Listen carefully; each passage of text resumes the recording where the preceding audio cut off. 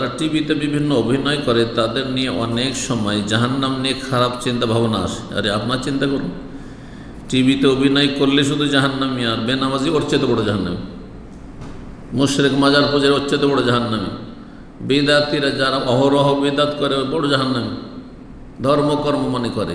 যে অভিনয় করে সে তো সেটাকে পাপী মনে করে, সেটাকে মনে করে না যে এটা মিলাদুন্নবীর মতো সওয়াবের কাজ, হ্যাঁ শবে বরাতের মতো, হ্যাঁ সওয়াবের কাজ, হ্যাঁ। আর সেটাকে মনে করেন যে কুলখানির মতো সওয়াবের কাজ, ফাতেহা খানির মতো সওয়াবের কাজ। তো কিন্তু ফাসেকেরা, এরা হচ্ছে ফাসেক পাপিষ্ঠ, যারা গান বাজনা ইত্যাদি আর এসবে লেগে আছে তারা ফাসেক। জি, তারা জান্নাতে যাবে না এসব মনে হয়। আপনি নিজের চিন্তা করুন। কু আনফুসাকুম আহলিকুম নারা, সূরা আল বলছেন নিজেকে রক্ষা করো, নিজের পরিবারকে রক্ষা করো, তারপরে দেশের এসব পাপীদেরকে রক্ষা করার চেষ্টা করো জাহান্নামের আগুন থেকে, তাদেরকে দাওয়াত দেন। আল্লাহ পাক ভালো জানেন কে জান্নাতে যাবে কে জাহান্নামে যাবে, আপনি নিজের চিন্তা করেন। জি, মনের মধ্যে এই ধরনের ওয়াসওয়াসা আসলে কি করব, তওবা করবেন। আর আলাইকা বিনাফসিক, নিজের থেকে শুরু করবেন, নিজের চরকায় তেল দিবেন।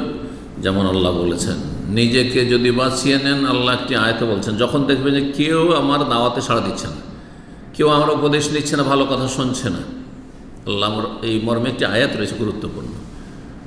ইয়া আইয়ুহাল্লাযীনা আমানু ইমানদার আলাইকুম আনফুসাকুম, তোমরা নিজেকে রক্ষা করো। লা ইয়াদুররুকুম মান দাল্লা ইযা হাতাদাইতুম, তোমরা যদি হেদায়েত পেয়ে যাও, জান্নাতের পথে থাকো, হেদায়েতের পথে থাকো, তো লা ইয়াদুররুকুম, কে গোমরাহ হইল, পথভ্রষ্ট, জাহান্নামে ডানে বামে পড়ে গেল জাহান্নামে, এতে তোমাদের কোনো ক্ষতি নেই।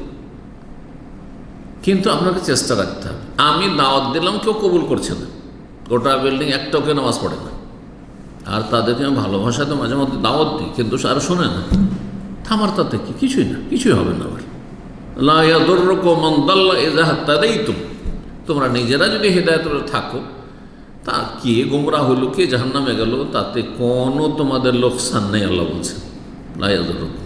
জি, আল্লাহ বোঝার তৌফিক দান করেন, ভালো আমলের তৌফিক দান করেন, নিজের নিয়ে চিন্তা করার তৌফিক দান করেন, নিজের নিয়ে ব্যস্ত থাকার তৌফিক দান করেন, দিন দুনিয়া আল্লাহ আমাদের ভালো করুন।